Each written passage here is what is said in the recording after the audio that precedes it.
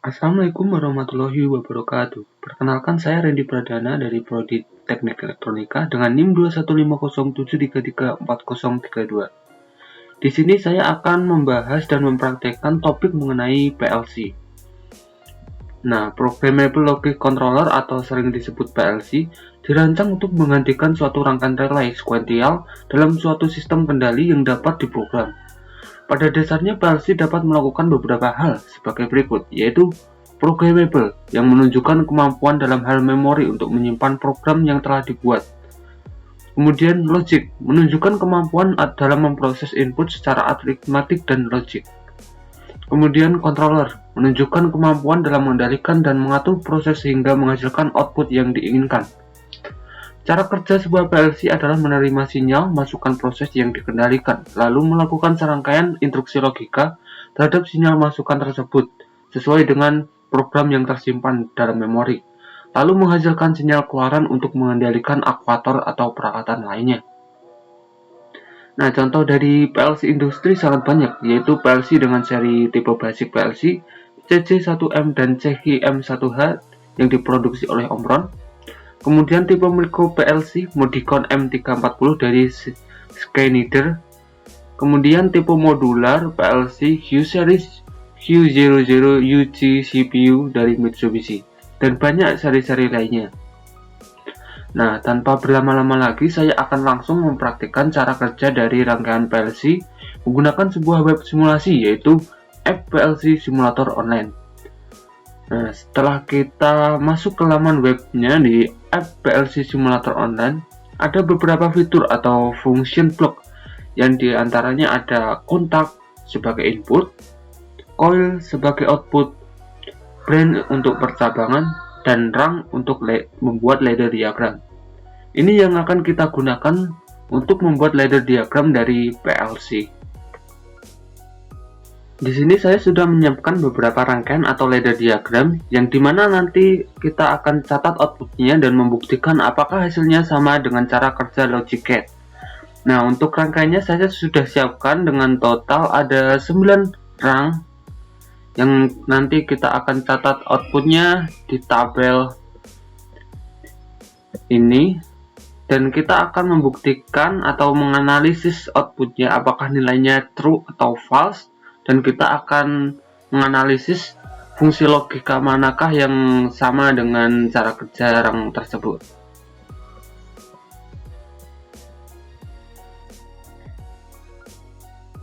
Di sini terdapat beberapa variabel yang dimana variabel A dan B dengan tipe boolean merupakan input, kemudian variabel O1 sampai O9 dengan tipe boolean merupakan output. Nah, di sini O9 agak berbeda dengan yang lainnya, di mana O9 berfungsi sebagai input dan juga output. Nanti kita akan bahas pada rang ke-9. Nah, pada rang pertama ini kita menggunakan normally open contact dan output coil. Nah, bagaimana cara kerjanya? Jika input A bernilai true, maka output 1 juga akan bernilai true. Dan jika input A bernilai false, maka O1 juga akan bernilai false. Nah, kemudian pada rang kedua, ini fungsinya sebaliknya dari rang pertama, yang dimana menggunakan normally close, dimana cara kerjanya yaitu jika input A bernilai false, maka output 2 bernilai true. Dan jika input A bernilai true, maka output 2 akan bernilai false. Dan ini merupakan kebalikan dari rang pertama dengan fungsi not.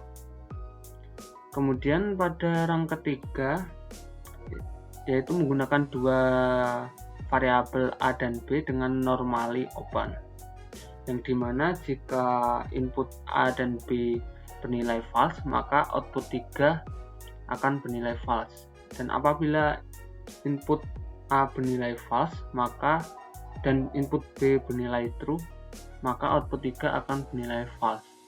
Kemudian jika input A bernilai true, kemudian input B bernilai false, maka output 3 juga akan bernilai false. Dan ketika input A bernilai true dan B juga bernilai true, maka output 3 akan bernilai true. Nah, rang ketiga ini adalah menggunakan fungsi logika AND. Lanjut pada rang ketiga, yang dimana kita menggunakan branch untuk percabangan, dimana menggunakan dua variabel A dan B, yang keduanya menggunakan normally close. Nah, untuk cara kerjanya yaitu jika input A bernilai false dan input B bernilai false, maka output 4 akan bernilai true. Kemudian, jika input A bernilai false dan input B bernilai true, maka output 4 juga akan bernilai true. Kemudian, jika input A bernilai true dan input B bernilai false, maka output 4 juga akan menyala dan bernilai true. Nah, apabila keduanya input A dan input B bernilai true, maka output 4 akan bernilai false. Nah, ini sama dengan cara kerja dari fungsi logika NAND. Nah, pada rang kelima kita menggunakan percabangan lagi, di mana kedua variabel menggunakan normally open. Nah, bagaimana cara kerjanya, yaitu jika input A bernilai false dan input B bernilai false, maka output 5 juga akan bernilai false. Kemudian jika input A bernilai false dan input B bernilai true, maka output 5 akan bernilai true. Dan jika input A bernilai true dan input B bernilai false, maka output 5 akan bernilai true. Kemudian yang terakhir, jika keduanya true, A dan B, maka output 5 juga akan bernilai true. Dan ini merupakan fungsi logika dari OR. Nah, selanjutnya variabel A dan B ini menggunakan normally close, yang dimana tidak menggunakan branch lagi. Dan cara kerjanya yaitu jika A bernilai false dan B bernilai false, maka output 6 akan bernilai true. Kemudian jika input A bernilai false dan input B bernilai true, maka outputnya akan bernilai false. Kemudian jika input A bernilai true dan input B bernilai false, maka output 6 bernilai false. Kemudian yang terakhir, jika input A bernilai true dan B juga bernilai true, maka output 6 akan bernilai false. Nah, di rang ke-6 ini merupakan fungsi logika dari NOR. Kemudian lanjut ke rang ke-7, yang dimana ini menggunakan percabangan lagi, yang dimana pada cabang yang atas menggunakan dua input A dan B, dimana input A menggunakan normally open dan input B menggunakan normally close. Kemudian yang bawah input A menggunakan normally close, kemudian input B menggunakan normally open. Nah, bagaimana cara kerjanya?